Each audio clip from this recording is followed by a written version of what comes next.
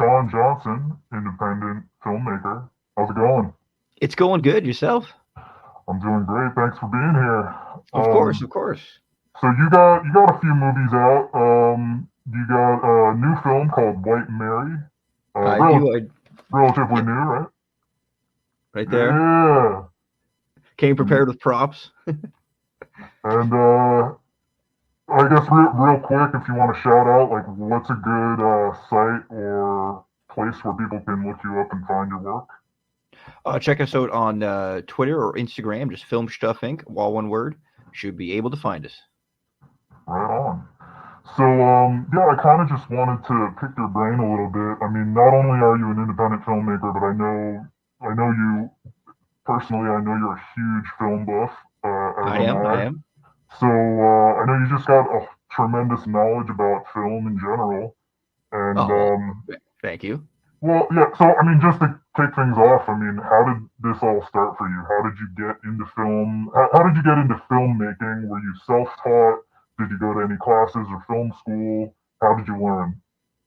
Well, it all started with a love of film. Obviously, I was always a big TV kid and all that kind of stuff, and that slowly developed into I'm bored. What am I going to do? I'm going to go to the video store and start renting movies. And eventually DVDs came out, and I started seeing behind the scenes, and it seemed a lot Mm, less like mysterious because I'm from Canada. I'm not really from a very I'm not from LA. I'm not from New York. Not even from Toronto or Vancouver, any of the big filmmaking areas. So it always seems so far removed from any possibility. But then I started looking at these, behind the scenes things. They seem a little more approachable. And then I got into the brands like Troma, who I'm a big fan of, yeah, and me them too.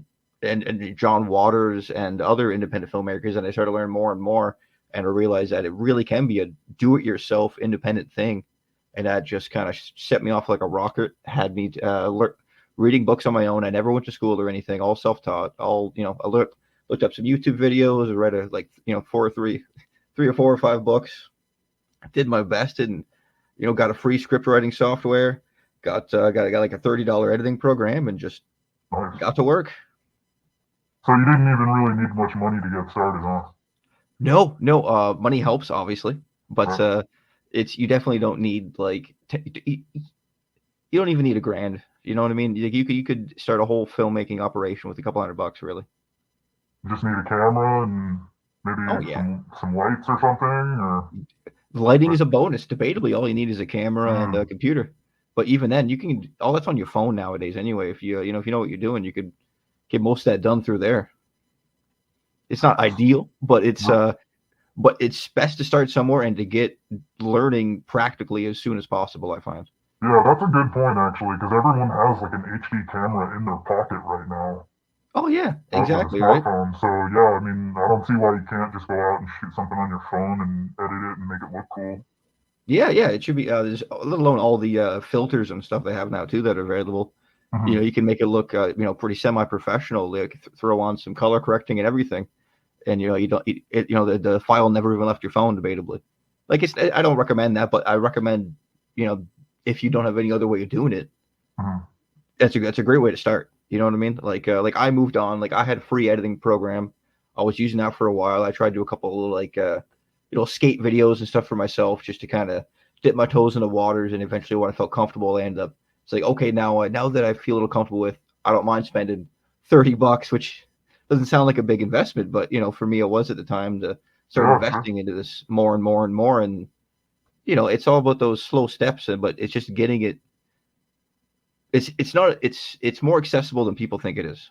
Yeah. That's what I'm trying to say. And did you have people around you kind of helping you out, or like did you kind of start more on your own? And I mean, I know now it seems like from what I see, you have like this.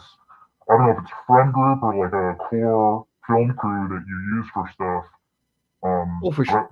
But yeah, I'm just kind of curious, like how did that start for you? All started on my own. On my own, I started writing stuff on my own with the hopes that I could hopefully find some people through mutual interests. And then once I got once I got the script finished, started looking around. I asked some of my close friends, like, "Hey, would you be interested in helping this?" One of my best friends decided to come on as a producer. He's been helping me since then. He's a great guy, and Nice. uh, and since then, I through I did auditions and I met a bunch of people through there, and just that it's just become networking through these people and then building a team out of it. And now I do have a pretty good, like 6 shorts and like 2 full length movies later. I have a pretty solid team. I feel like right now of about a dozen people I could call on if I need to. Sure. It's all about that slow build up, but it's yeah, I have a small team now, but it's all started out very independent. That's awesome. Yeah. And you mentioned a script, and so I wanted to ask you, like, how does it, just for somebody out there who maybe has a few ideas or, is looking to start a movie but like maybe doesn't know where to start, like how does that happen? Like, you start with the idea, you need to write a script. Do you write like an outline or do you just jump right into the script? Okay, I definitely don't jump right into the script, but I'd recommend writing down as much as possible. Mhm. Get it somewhere physical, somewhere on your computer, somewhere wherever. Make sure it's written down so it's not just in your head. The one thing I hate is anytime I get an independent filmmaker coming up to me looking for advice, and they haven't written anything down. Mm. That's free, you know. It Mhm. doesn't cost you anything to take the step to write something down. But what I personally start with is I start with an outline. I get the basic idea. I get where the beginning is, where the end is, where the high points are. I usually kind of know the climax, Mhm. thereabouts, and then from there it's filling in the middle parts and roughly what scene's going to be about. And I made at that point I might start having dialogue ideas, character ideas, that kind of stuff. But I try to keep a rough skeletal outline, and then from there I'll keep that in like a different document. Then I'll go into my script program, and then I'll keep that document. I'll be like, okay, scene one, this is what I need to establish. Let's focus scene one, and I do tackle it one like bullet point at a time. Nice. Yeah, kind And of. then as far as like character development, is that something that you think about early on, or does that kind of come as you're writing, or like later on when the actors kind of like bring their own thing into the mix? Ooh, that's a really interesting question. It's a little bit of everything to tell you the truth. Hmm. uh, Kind of the big character moments, like the stuff where it's like, okay, this person starts as it's just an example, it's like a gambler, but then finds then at the midpoint has a big breakdown, goes to the bottom barrel, and at the end has the redemption arc, right? Like say that's my first establishing character arc.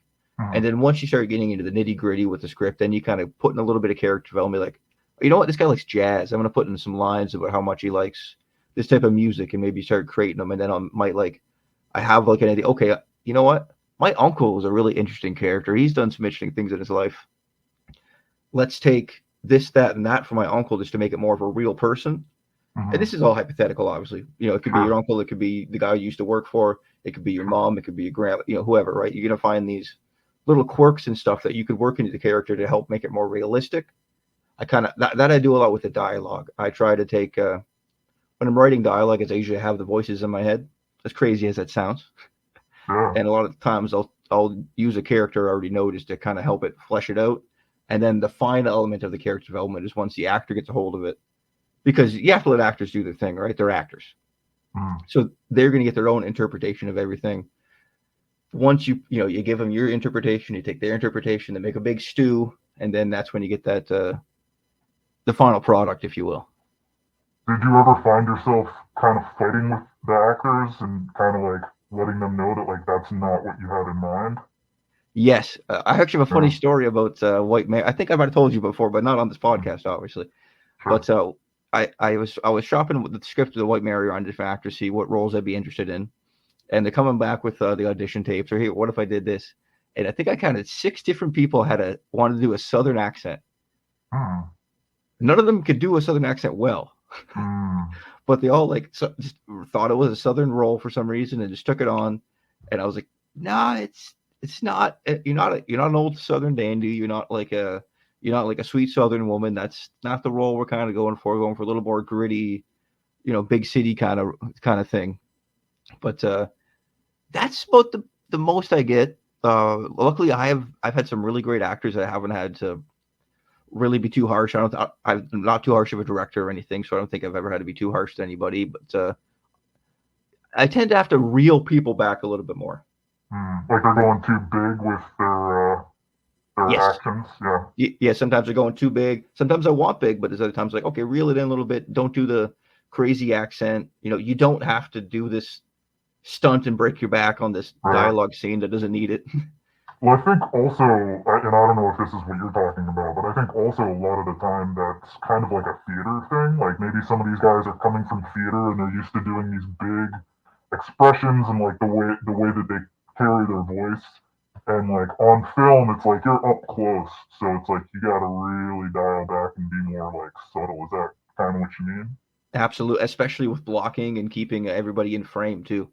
So there's Yeah. times where like you think you're on stage and you have your 3 feet around you that you can work with. You could talk to different parts of the thing, whatever the director on the stage is telling you. But with doing on video, the blocking really has to be very tight, and you have to know from you going from point A to point B, like how long it's taking you to get from like the back of the camera to the front of the camera, like Mm, because you have to keep that in time with your focus and all that, right? right. So like the actual movements is a lot more precise, I want to say, and that kind of stuff. So it's hard to be like when you're that big character, you can't just right because you can't be jumping around and then all of a sudden you got the shaky camera trying to follow you. So you do really Did, have to reel it back in sometimes compared to did you theater. yeah, did you ever have to like actually make marks like on the floor, like telling people where to go? Yeah, I've done that No. before. Once I was dumb enough to bring clear tape to do it, that didn't work very well. It's like, this Like, package tape will work great. Why not? But yeah, I've done it a couple times. Usually I'll be like, okay, see that scuff on the floor? yeah, Like I don't often change my the actual area, but I will be like, okay, see that scuff on the floor? Walk 3 paces this way, mhm, that kind of thing. Scooch a little, that kind of thing. But I have done a little bit of that. Stand here, go there. Sometimes at the end of a long shooting schedule, you got to be a little more specific like that. sure. Well, so just to back up for a sec, because a lot of people might not know your work or who you are. Sure. What genre would you sort of put yourself in? I don't want to put any words in your mouth. I have an idea, but like, what what do you consider? What's your directorial style or cinematic style? Or do you have one? It's I always want to say exploitation, but not many people know Mm, what that is nowadays. You know what I mm, mean? That's a very niche term, but I always go comedy most of the time. I like a funny movie, but I'm not I'm not sure. What did you have on your mind? You Well, said because of course, I want to say this is a horror director or this is like a B movie horror kind of thing. Because there's a bit of that, like a nod to like the campy kind of 80s stuff, but like White yes, Mary is like a total departure from that, in my opinion. You yeah, have, yeah, you, as someone who's seen the movie, I mean, you have some great like gags, like gore stuff going on. yeah. But there's also Thank you. like very Tarantino style stuff going on with the dialogue. Like, it's not that it's similar in plot, but it's kind of reminds me of like Jackie Brown a little bit. That was the Pam Grier movies was a massive inspiration. Funny I enough, was I was gonna ask, yeah, yeah, Pam Grier was a massive inspiration for White Mary, especially her early movies with Jack Hill, like Foxy Brown, yeah, Coffee. yeah, Of course, I can't think of it because I'm on camera, but yeah. uh, But that's what you mean by exploitation, like those yes, early that movies, yeah. yeah. B movie is a good way to describe it, but I feel like there's this weird kind of uh, like negative tone on B movies. Like people kind of Mm, it's a B movie. It's a B like right. in my opinion, A+ movies. Yeah, but man, me like too. Yeah. but definitely that Roger Corman like 70s era Mm, is that's like where my heart lies. Those like 70s, early 80s movies where it was people very independent studios doing things on their own and just making up rules. Like it was a wild west of a landscape back then. There's people and there's so many regional film based stuff back then too. Like people have like Philadelphia, Seattle, like all over the place, Canada and whatnot. There's all these little pockets of filmmaking going on back then, and I'm fascinated by it, and I'm incredibly inspired by it too. awesome. And I always call it exploitation films, but Yeah, that's just because that's kind of like if you're looking up exploitation films on Google or something, you're gonna get those types. It's like the easiest way to Google that yeah. kind of thing. You know what I mean? Really. But I, it's I, it's I Yes. Sorry, I was gonna say I feel like I've been hearing the word grindsploitation lately. I don't know if that's even a real thing. Well, that's kind of a combination between grindhouse is another way of describing an exploitation type movie. For Oh, instance, okay. I have two book compilations that one is all exploitation movies, one is all grindhouse movies, and there's a lot of like you can see the two sides of it. But the Mm. grindhouse is specifically referring to like I believe the New York cinemas that were on like the one street with all like the pornos theaters and stuff like that, Oh, okay. and that's specifically because it's a grindhouse, like sexually grinding. But Okay. yeah, I didn't know that. That's cool. yeah, that's like specific to that kind of a thing. But that's it's Okay. definitely in that vein. Like you look at movies like Street Trash or Basket Case, Mm. like those style of movies are I find incredibly like inspiring. Like I said, and just the low budget ingenuity and like the magic that they come up with these films that they make happen on camera, and like you compare it to like a any other movie that has like $100 million more, and it's just Sure. there's so much more heart and love in these movies I find, and they're just fantastic to watch. Let alone So as from a filmmaker side, you can see all the like you know what I'm totally. trying to say. Sorry. Yeah, no, so I was gonna say practical effects, right, for one, Oh yeah. and as you were saying before, like kind of using what you have, Yes. and maybe pulling off something in a creative way. Yes. Yeah. There's a lot of like the spirit of just like a group of people getting together to make a big like exciting project to me, and that's just a really exciting feeling, and it's just they're and like the filmmaking style is so much more approachable too. You know what I mean? Hmm. And Yeah. as a filmmaker, they're on top. They're doubly fascinating because you can look at all the choices they made. Like, oh, they did that because this person couldn't make it that day. That's why they're only showing the back of the person. Or Oh, that's fascinating as a filmmaker to watch. On top of just the fact that these movies are entertaining as all hell. Like you look at the Rudy Ray Moore films. Uh, yeah. Peter Wheatshaw, The Devil's Son-in-Law, Dolomite. Like these movies were done by like a group of people that were so passionate and so excited about things, and it just reads off camera and just is it lights my face up with joy. Yeah.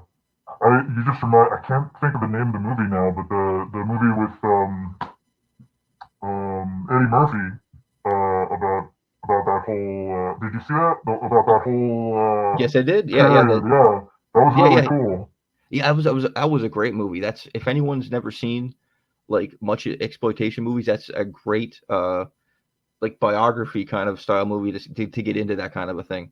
Also, the Yeah. movie Black Dynamite is really good. It was shot in 2009 and Oh, is okay. actually, which is very recent, debatably, but it was actually shot in the same film stock as the 70s films, and is a Oh, total throwback to the 70s black exploitation era, if you'll as they call it. okay, cool. I'll have to check that out. Yeah, it's one of the funniest movies out there.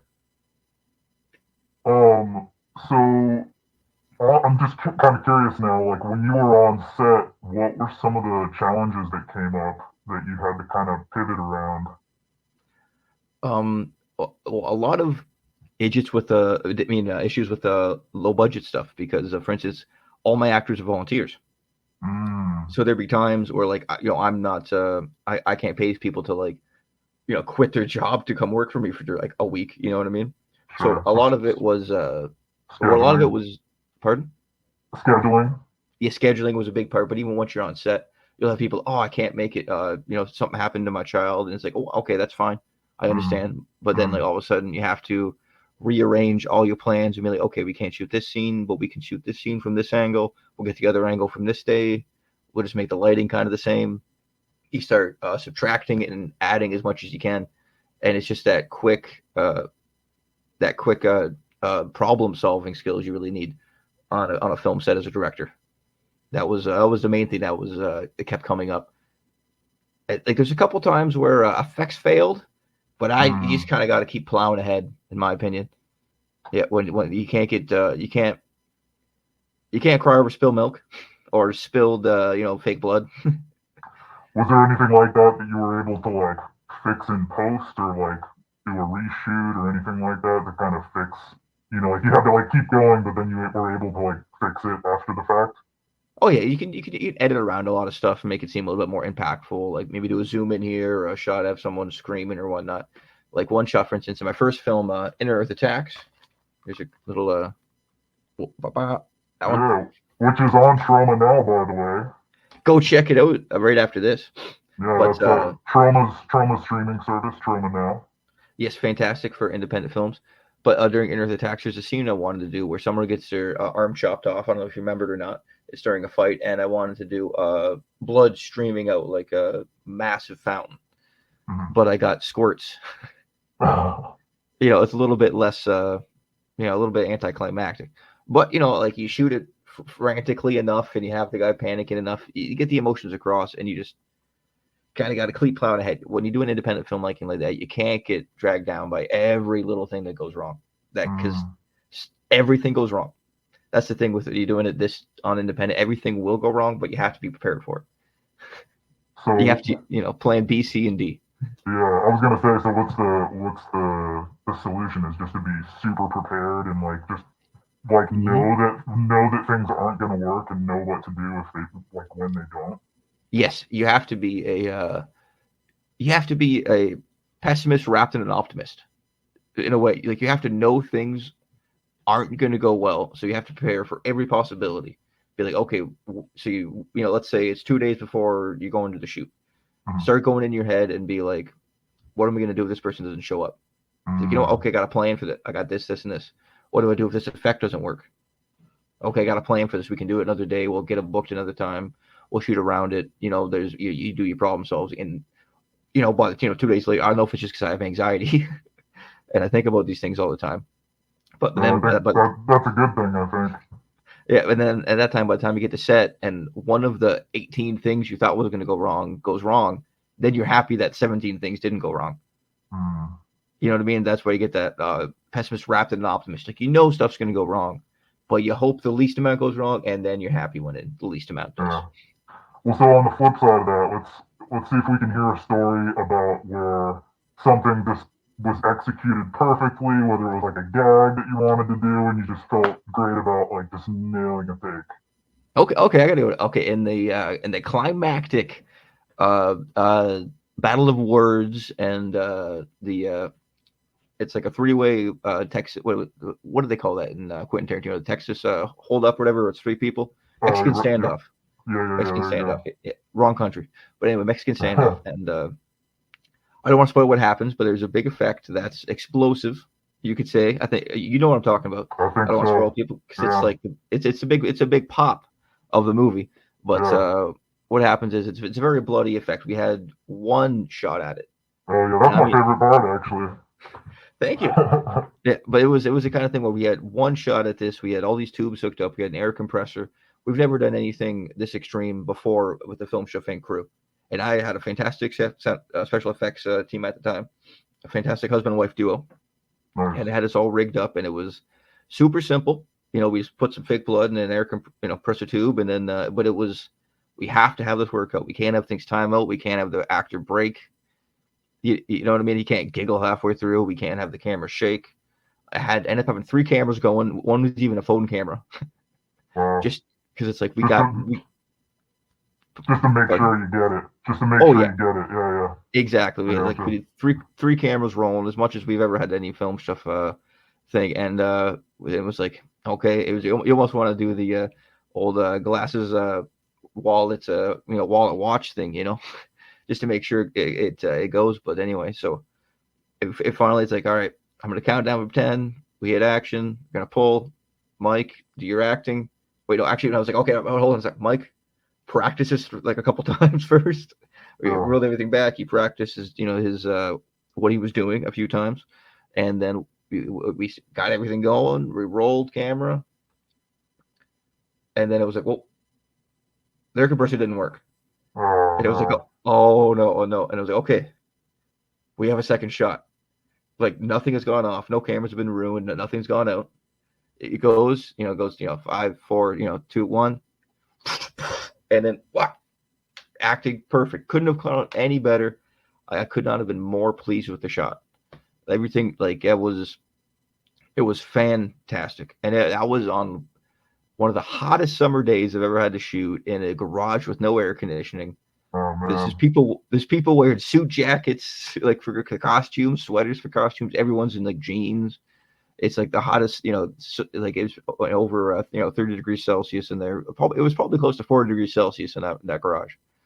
Oh, but Oh, we man. got it done. And hey, I think check out White Mare if you want to see this fantastic effect. Yeah. And was that the last shoot of the day? You guys were done after that shot, I mean? No, actually, there was a Oh, little bit of after because once that happens, there's the effect of what happens is all over the wall, right. all the blood and stuff. So we had to get the shot set, would have that in the background done. So we had a couple more. Just it was kind of just finishing up shots. Like here's this person taking care of this person, or here's a shot of this person dead, yada yada yada, Mm. kind of thing. One thing was funny about that though was we had to have two actors pretend to be dead on a carpet, and then and this was just a random carpet that was lying in the. I think we got the carpet out so they didn't have to lie on the cement. It's supposed to be a nice thing, right? So this Mm. carpet that was in this garage, just lay it out, and then they're lying in there, and someone says, "What's that thing squirming?" Turns out the carpet was covered in maggots. Oh my god. Oh, and there's people laying in it, and it's just like, oh my god. One guy, he was like, "I'm done, I'm done, I'm done," and I was like, "Okay, it's cool. You're wrapped anyway." Yeah. Yeah, he was actually it was his house because it was we shooting in it was his mom was special effects lady actually, and he was one of the actors there. He played well, I won't tell you because he dies, but he plays one of the young actors, and he ended up going into home and like having a shower and just like he didn't even come out for the rest of the shoot. He was done. Damn. So how long did that whole process of shooting this film take? I want to say it was about a year, maybe a little bit less. Oh, wow. Yeah, because a lot of the scheduling and whatnot, because I do volunteers, everything is, we'll do like one or two shoots a month and we'll keep going, which is very possible. A lot of Yeah. people think you have to block off 2 weeks and get everything filmed, and then you don't. Like it's easier for continuity, but like you have everything on footage anyway. Just make sure the lady's still wearing the white shirt. You have it on Mm. footage, just like do your homework and check that kind of stuff. But it's Oh, very it's you don't have to do it in 2 weeks like a lot of people make it seem like you have to do. Like right. you hear about it in Hollywood. Oh, we did this in 2 months. It's like, yeah, if you can pay a crew Yeah, of people for two right. months straight. I was gonna say if you got $5 billion or whatever. But so I mean, I would imagine that would actually help you out financially because you don't. I mean, I don't know if you had a budget or were you just kind of like paying as you go for shit that you need. More Or, honestly, more or less. yeah. Like I always kind of have to tally up the budget at the end because I never have the full budget at the beginning. And Mm. that's something I think a lot of film like young and wannabe filmmakers should know is don't worry about getting all of your budget right then. You know what I mean? Like, if you know there's some really big parts of your movie, like there's like say there's one big special effects shot, Mm. yeah, worry about getting the budget for that. Mm. You know what I'm saying? But when it comes to just like everything else, like, oh, I have to get $30 for this costume later on. I got to get $20 for this costume, or what this prop or whatnot. You know what I mean? Like it can wait a little bit later to the shoot date, and you never know. You might have more money then. Like you Mm. know what I'm saying? Like like obviously most people have an income, and Yeah. like, oh, here's $20 I can grab there. Here's $20. You don't have to wait and wait 4 years to save up 5 grand to make a movie. Yeah. Or maybe like somebody would realize that they have something that might work. Or I Yeah, don't know if that happened. Yeah. They're like, oh, I actually have that dress or something. I don't know.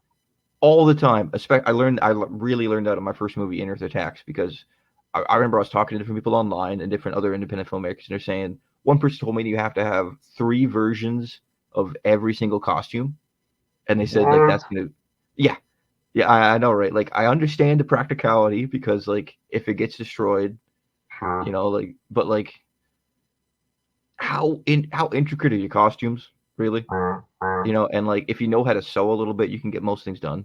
I know how to sew a little bit, and like that way, like if you get a little holes, do you patch it up? No one's paying that close attention. And if you do, Right. Right. and if you happen to shoot in order, it doesn't really matter because whatever happens is going to keep going on. You know what I mean?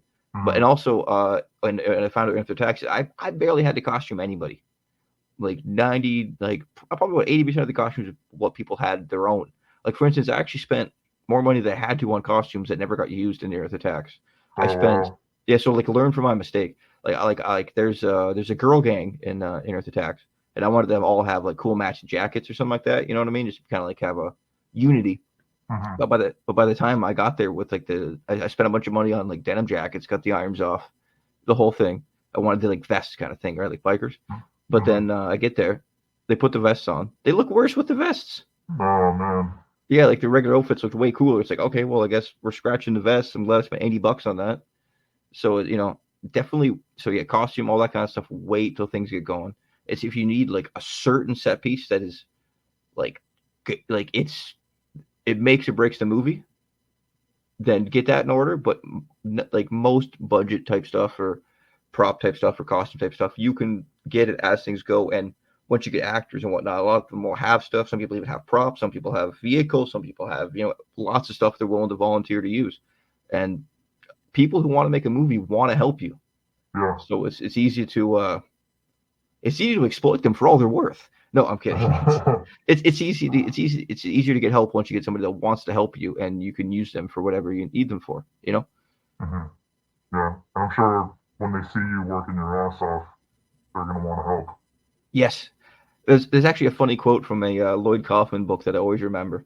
Lloyd Kaufman is the main director and leader of Troma, the Troma Yeah. Empire, and for those who don't know, and he says when you have lunch, don't have lunch, just keep working because then it makes everyone else stop having lunch and start working earlier.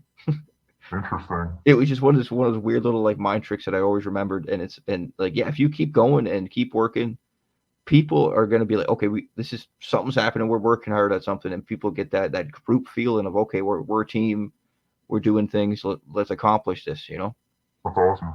Yeah. I can totally see that. Well, while we're on the topic of Lloyd Kaufman's book, or books, I was actually going to ask you if you had any specific book recommendations for people starting out. Yes, I do. I would 100% recommend How I Made My Own Damn Movie by Lloyd Kaufman. That'd be like my number one recommendation. And then I would go into stuff like Robert Rodriguez, his first book about how he made his first films. That's really interesting. I learned a Yeah, lot of I haven't read it yet. That's one on my list I really want to read. Yeah. yeah, that one's fantastic. Anything like Kevin Smith has some great stuff about his early time when he's making Clerks. That can be really interesting and more inspiring and whatnot. John Waters' book, I think it was called Shock Value. That Okay. one is really interesting read. Roger Corman, How I Made $1 Million in Hollywood, Never Lost a Dime. That was really a good read. Nice. Okay. Yeah, a lot of the stuff isn't like the Floyd Kaufman one is the one that really breaks down the intricacies. You know the word I'm trying to say of of how to make a film and how to like get everything done. Like that should be like the independent filmmaking bible in my opinion. But all these other ones I mentioned, they're great for one inspiration, two to see that people can do it on such small budgets, and there is a lot of stories and whatnot and ways to and lessons and whatnot that they teach you that you can use, especially in the Roger Corman book and the Robert Rodriguez book, especially that really teach you how to help succeed in just even finishing the film and how to inspire actors and how to get certain things done with the crew, all that kind of stuff. Um, so now going to like more kind of technical or basic technical stuff. If somebody doesn't know how to like properly frame a camera, there's different types of shots. There's like, the medium shot, all that, the rule of thirds. If people don't know what the hell I'm talking about, how could you go about learning that kind of stuff? Watch as many movies as you can, and then once you like, then you're gonna start getting favorites, right? Mhm. Find out, start watching those favorites over and over again, and realize why they're your favorite. Like what let's look at the Shining for instance with Stanley Kubrick, Mhm. fantastic film, right? You start looking at why the film is so beautiful, like why these certain and you start realizing there's a lot of symmetry, there's a lot of like the way how far back it is, like how things are blocked, the way things are out of focus or in focus. I find watching a lot of more like non-subtle directors helps a lot too. So you can start noticing things more, and then you notice it more when you go into more subtle directors. Like for instance, if you look at a Wes Anderson film, you could really start looking at the way blocking and framing and making sure people are in focus and all that could really change a story and direct and change impact and change humor. Mm-hmm. And like I find he's a great director for really kind of starting to notice that kind of stuff. And little known, like Stanley Kubrick has a lot of more like drastic kind of like a lot of those big filmmakers and auteur filmmakers, Quentin Tarantino we mentioned, they have those big statement pieces. And like when you see, certain moments that are like, oh, that looks really cool, oh, that looks badass, or whatever it is, you start examining it. You know what I mean? Like look upon yourself, be like, why do I like this? What makes it good? And you start discovering, what you like and what makes good cinema, in my opinion. Well, if you have a good taste, it does. Mm. Um, are there any particular? I know you mentioned quite a few, but are there any particular films or directors that you would recommend people watch for that reason? For that reason specifically, Yeah, or just ooh, for analyzing like what is a good movie, you know? yeah, okay. Yeah, well, Stanley Kubrick's a great example. Let's see. Wes Anderson is really interesting because he really goes out there with things. Like I Totally. don't love all his films. I didn't like his new one that much, but he does some fantastic stuff, and he's still one of my favorites. Uh, I haven't seen the new one yet, but I like most, if not all, of what I've seen. yes, and honestly, also just watching like bad cinema helps too, because you Yeah. can see where the mistakes are. You know what I mean? You can be like, why'd they do that? Like you can barely see what's going on here. You can't like you look at a like well, here's the good stuff. If you for action scenes, the best stuff to watch is like your Jackie Chan, Sammo Hung kind of thing. You know what I mean? Because like you watch the action, the way it's shot, it's so fluid, and there's long takes and these big motions, and the way that they will move around the frame, it's just really fantastic for examining and learning how action is shot. Yeah. Yeah, that's another good example for directors. Choreography. Choreography, that's a major part, and that's also a blocking and all that kind of stuff. Because really, when you bring action back to when it's not action, it turns into blocking, right? Where it's people standing, Yeah. and that's you really start examining that when you see it. Even in television shows, like you look at Sopranos, and you'll see them just sitting in a room, right? You'd Mm-hmm. be like, yeah, this looks cool, and then you realize that it's like Tony's kind of like up higher than everybody is, way sitting back behind the desk.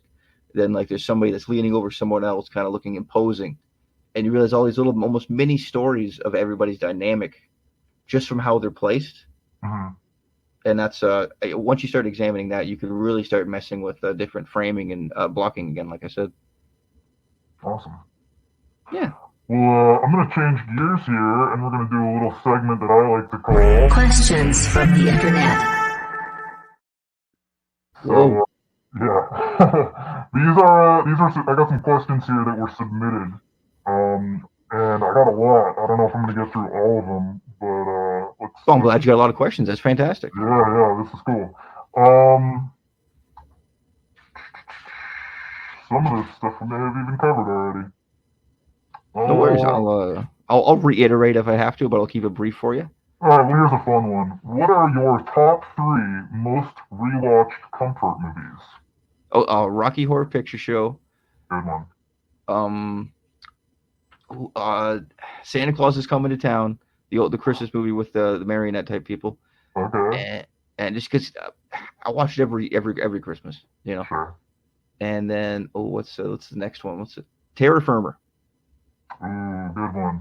Yeah. That's for those of you guys who don't know, that's actually a great one for this topic. It's on Troma now. It's a Troma film, and it's pretty cool. It's kind of like a behind the scenes of making a movie. Not really behind the scenes, but it's like about people making a movie, kind of. Yeah, it's Yeah. about the crew of I think Toxic Avenger 4, not the Mm-hmm. real Toxic Avenger 4, but a fake Toxic Avenger 4, and the crew that's making it is being attacked by a serial killer, and a bunch of horror and hijinks happens, and it's Yeah. a fantastic look into independent filmmaking and Troma as a whole. It's actually my introduction to Troma, Oh wow.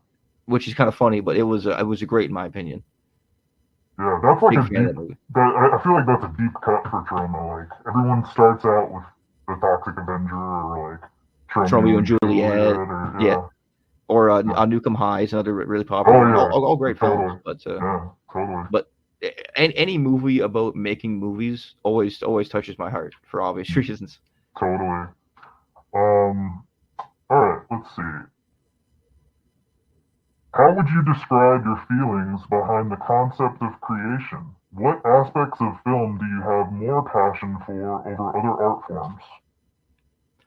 Creation is one of the best feelings ever. It's almost magical, and that goes to any kind of everything. Well, everything is everything is created by somebody, but creation itself is a fantastic, magical feeling. I feel like it's this that spark of an idea is it's electrifying.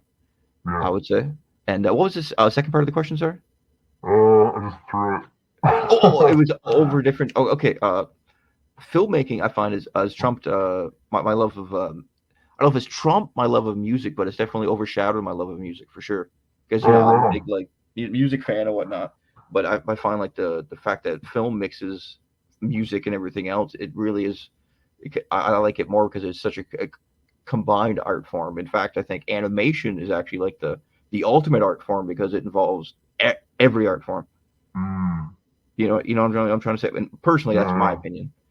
And Like if so I was yes, gonna ask about. I mean, obviously you're a musician as well. You do most, if not all, of the music for your films. I Yep. didn't do too many of the tracks for White Mary. I did a lot of free tracks, and I had a couple friends do some tracks. Okay. Yeah, I wanted to do a couple, but I had a hard time getting the vibe. I'm not the best at recording music. Like Mm, I'll play all day, but I always have a little bit of a stumble when it comes to recording my own stuff. It's just a personal struggle. But I was sure. able to get some other ones for that. But for Inner Attacks, I did all the music. Awesome. Yeah. Here's a good question. Any lighting tips for beginners? Uh, you can always make things darker, but you can't make things brighter in post. So, Oh, sometimes brighter is better. You can always tone things down afterwards. And you don't have to spend an arm and a leg. You can get some cheap stuff from the dollar store even or from Amazon. Like you can get, well, like a $20 LED light and it's not so bad. so you say that because if it's really dark and you lighten it, it's gonna get all grainy, right? Yeah, yeah, Yeah. yeah, yeah. It's a lot harder to lighten than it is to darken. So you're better off making things brighter and then bringing it down if you think you just want more mood or let alone with color correction. Once you add all that kind of stuff, that could start muddying, your picture up. So brighter, better. Get some lights on there. Don't spend $1 million on the most expensive lights. Like just get lights. You know what I mean? Yeah, it just doesn't even matter. Just Yeah, put go it buy out. some lamps at fucking value. Oh, sorry, I don't mean to swear, but like go buy some Okay. like lamps at the thrift store or something. Just throw some light on some people if they need it. You can tone it down if you need to. And there's like people always be like, oh, you want dramatic lighting, you want dramatic lighting.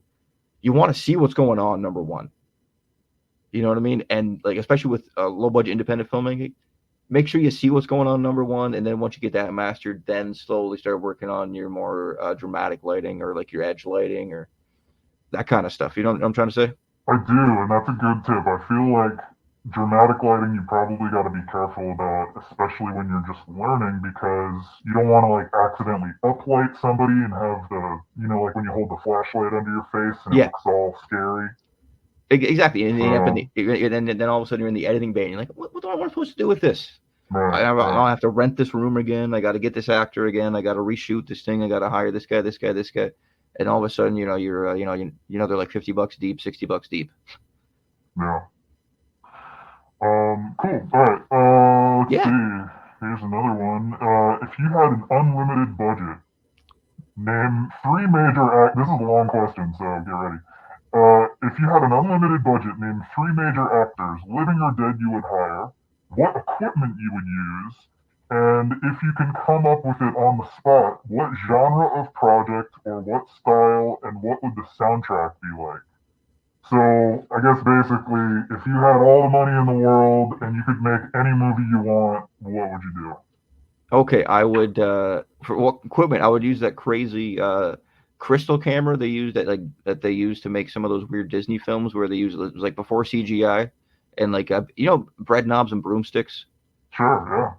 Or like they do a lot of stuff with cartoons and like people interacting with cartoons. Okay, yeah. It's really complicated, but they use like a crystal in the camera to shoot that. So there was like three different plates of film, and they combined it together, and then they had like a perfect matte, and they were able to Interesting. even it was like green screen before green screen, actually better than green screen because you could do transparent. So I'd do something like that, and then I would do a combination of like a cartoon slash real world kind of movie, Space Jam esque, I guess, but not Space Jam. And actors, I'm gonna throw in Jackie Chan as Prime. Oh my He's one god, of my faves. yeah. Alright. Pam Grier, because why not? We've been talking about it today. And Definitely. you know what? Robin Williams as the comedic relief. There you go. Why not? Why not? Yeah, And then we'll resurrect them. yeah, I'll have it be an adventure comedy film where Jackie Chan has to fight some cartoons, and so does Pam Grier, and then Robin Williams laughs along the way, and it's a big kind of adventure romp with lots of things that can't happen in reality because you're in a cartoon world. Alright. Would you make it a family friendly movie? Or a little more violent? You know what? I would. Well, there would be violence to it, but I probably would stick away from blood and have more of a interesting thing happen. Let's say someone gets punched and then like butterflies fall out of their mouth. Alright. Go a little bit more trippy with it. So more like Who Framed Roger Rabbit kind of vibe. Yeah, yeah. I'm a big fan of Satoshi Kon also, and like movies like Paprika and Perfect Blue. Oh yeah. Massive fan of those, and they do a lot of that kind of stuff. Paprika specifically. There's not that many P's. I just stutter, but Paprika is fantastic, and yeah, the weird dream like quality to it is really interesting, and I'd probably end up making it kind of like a weird dream kind of thing going on with the cartoon world. Might not be the twist.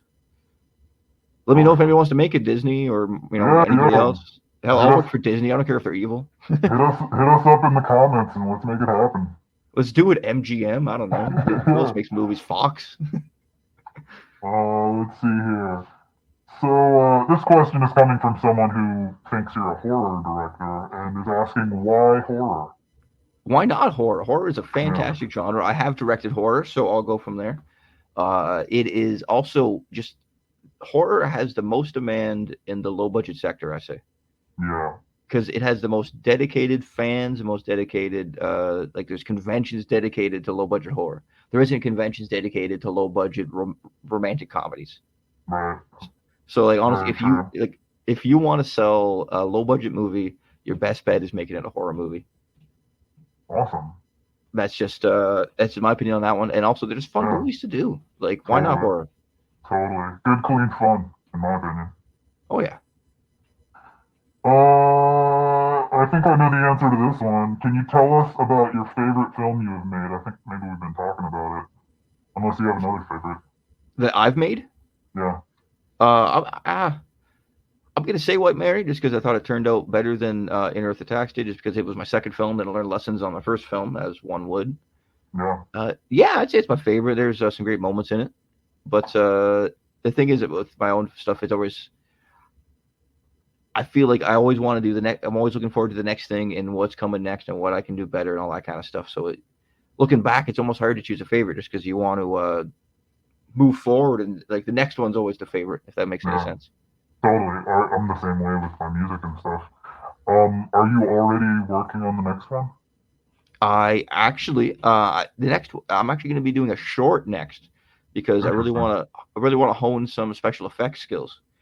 I don't want to ruin the thing or whatever. I might tell you off air, but I don't want to ruin what it's going to be about. But I'm going to do a short film, probably about 10-15 minutes long. It's going to be it's going to be very practical effect heavy, and I'm essentially using this as a learning opportunity to put these effects into a full length feature. Awesome. Which I also recommend if you're doing anything heavy practical kind of stuff. Like my first short film was a horror comedy before I did Earth Attacks, where I learned a bit about blood and about splatter and about setting up shots and that kind of stuff. I was actually going to ask, I thought that you had started doing shorts, and I was going to ask if you would recommend that to aspiring filmmakers to do a short before you jump into your first film. Oh yeah. It's I definitely recommend that just so you can get a handle on editing and having a full project and having a completed project, because you don't want to bite off more than you can chew, because the amount of people that have not finished a movie is insane, right? The amount of people like, oh yes, I started the movie but didn't finish. Oh, I wanted to do this but nothing came of it. If you do a short, make it 5 minutes, make it 3 minutes. It's a skit. Who cares? It gets your foot in the door of and even in like foot the door, I mean, like in your computer to make the thing. You know what I mean? It gets you start in that creative space, and it can give you that rush and high of well creating something you enjoy, and that's fun, and that's just a fantastic creation, right? That electricity of Totally, creation. Yeah, and so you totally. can get that on your belt, and you can start feeling more confident, so you can go for that full length feature. Like I only did one short before I did my full length feature, Oh so wow. you don't have to like do shorts for years, but I do Right, right. recommend at least like attempting it. Awesome.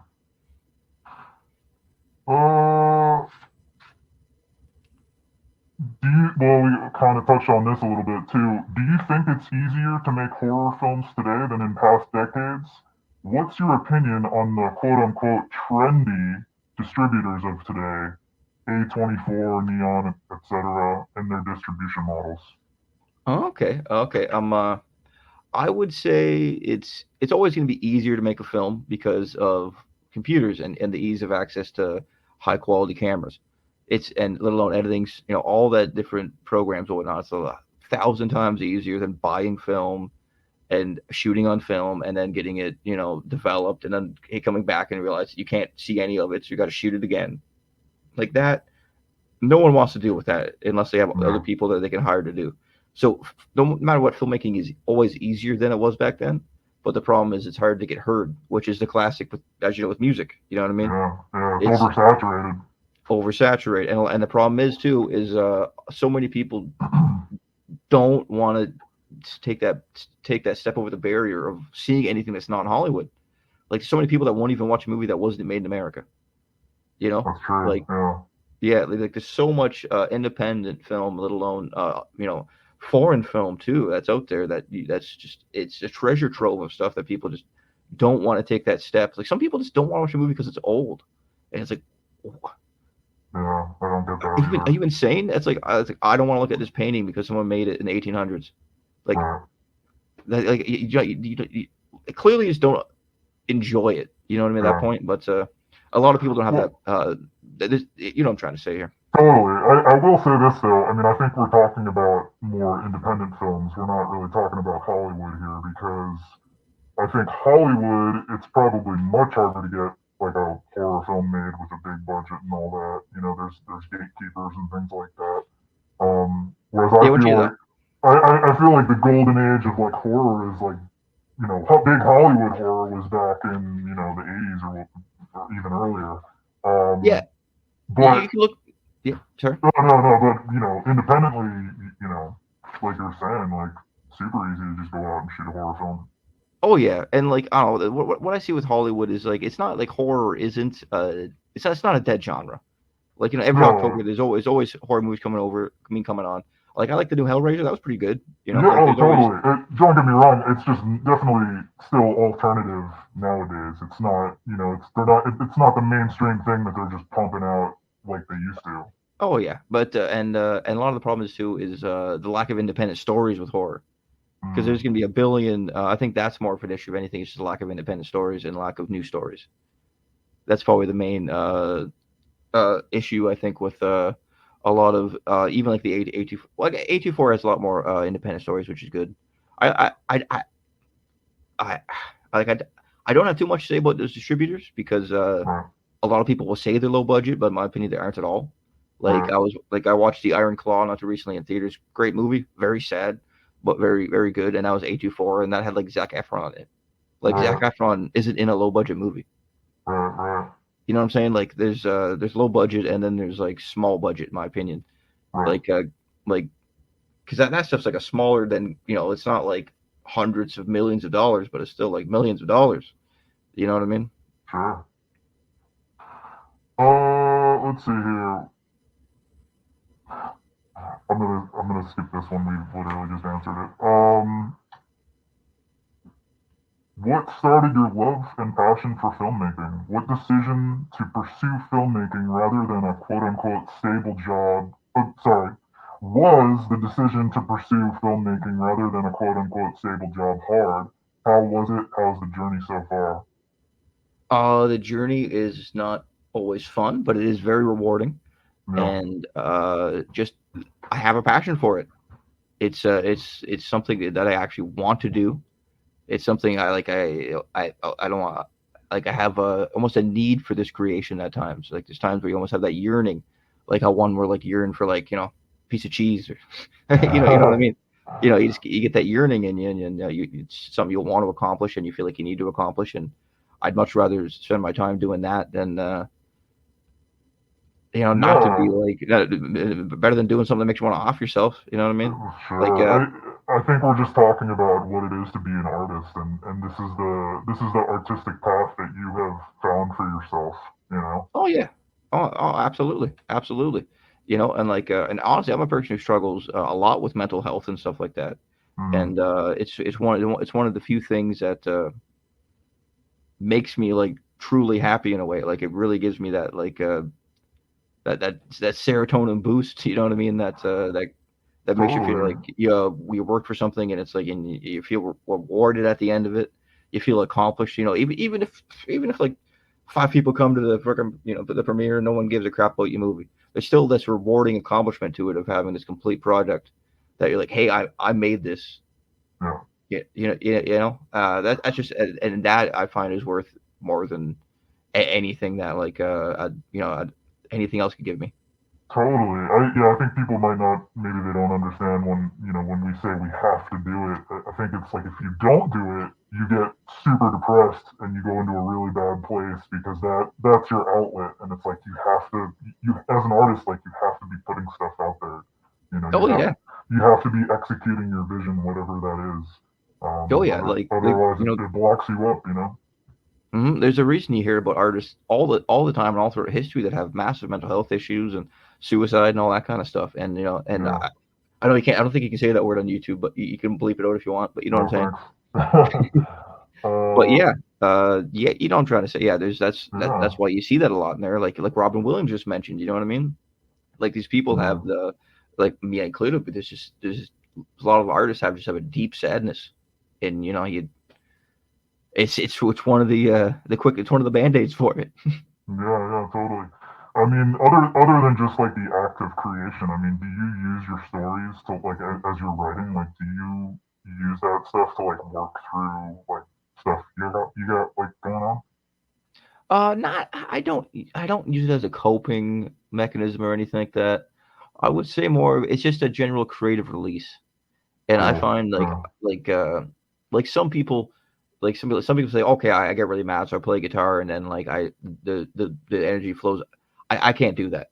Like if I'm too worked up, I can't start creating. I can't start doing that. It's too much of a you have to, for me, I really have to be in more of a zen state to be creative. I Yeah. can't like I can't use it as a coping mechanism because of that, if that makes any sense. Yeah. Totally. You almost have to use this preventive because it can be euphoric when you go like, oh, cool, I got a chapter done today. That makes you feel great. Or I got I got I got a whole scene done today that I'm feeling good about that. It's almost more of a preventive medication than it is a something to take out once you're feeling that way. Well, before we wrap this up, are there any other like words of caution or like things that you maybe have done wrong in the process that you would advise to aspiring filmmakers? Uh, don't wait to do it. Like I didn't start doing it until I was in like my late 20s. There's no reason you can't do it at 18. Hmm.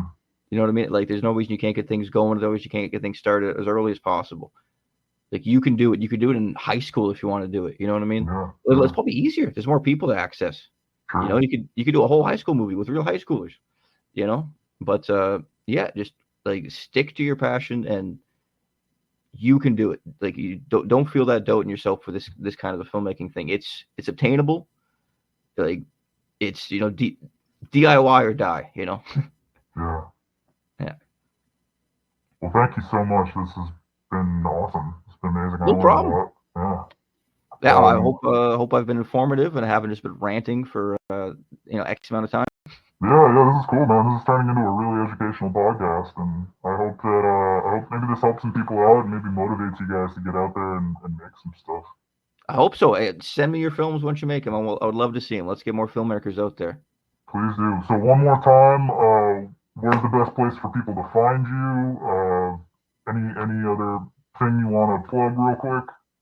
Just go check us out on Twitter or Instagram at Filmschtuffinc. That's FILMSCHTUFFINC.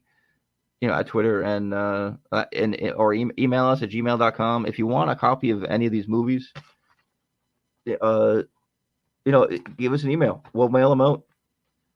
I'll give you a deal. We'll mail them out. Let's get the people seeing them. Oh yeah. All right, and I'll have links for all that stuff in the description as well. So check it out. All right. Well, thanks a lot, and we'll see you guys next time. Peace.